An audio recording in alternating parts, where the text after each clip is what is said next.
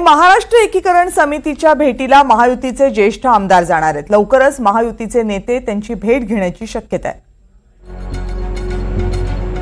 महायुतीचे काही ज्येष्ठ आमदार हे मराठी एकीकरण समितीची भेट घेतील। त्यासाठी बेळगावला कदाचित हे सगळे आमदार जातील। महायुतीमधल्या काही वरिष्ठ आमदारांची आणि बेळगावमधल्या या मराठी भाषिकांची भेट होण्याची शक्यता आहे। आणि याच मुद्द्यावर आदित्य ठाकरे यांनी देवेंद्र फडणवीस यांना एक पत्र लिहिलंय। कळकळीची विनंती आहे की बेळगाव प्रश्नी तोडगा काढावा अशी मागणी या पत्रामधून करण्यात आली आहे। बेळगावमधल्या मराठी माणसाला न्याय द्यावा असंही आदित्य ठाकरे यांनी लिहिलंय।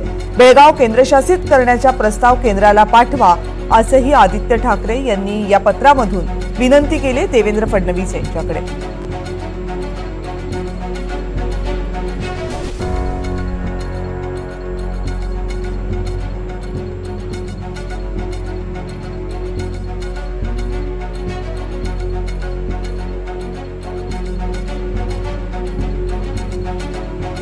बेळगावमध्ये जो मराठी माणसावर अन्याय होत आहे, कालपासून आपण पाहतोय वातावरण चिघळत गेलेलं आहे।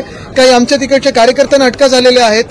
हे सगळं जे होते ते आम्ही पाहू शकत नाही आणि कुठे ना कुठेतरी ह्या सरकारने जे ईव्हीएमचं सरकार महाराष्ट्रात आलेलं आहे त्यांनी सांगावं, कारण मागच्याच वर्षी आम्ही जेव्हा आवाज उठवला होता तेव्हा त्यावेळीच्या घटनाबाह्य मुख्यमंत्र्यांनी सांगितलं होतं की बेळगाव ह्या परिसरात अधिकचा फंड देऊन सोयी सुविधा देऊन तिकडच्या मराठी माणसांना न्याय देण्याचा प्रयत्न होईल। पण अजून ते कुठपर्यंत न्याय देऊ शकलेले आहेत? जो काही अन्याय होता तो रोखू शकतात का?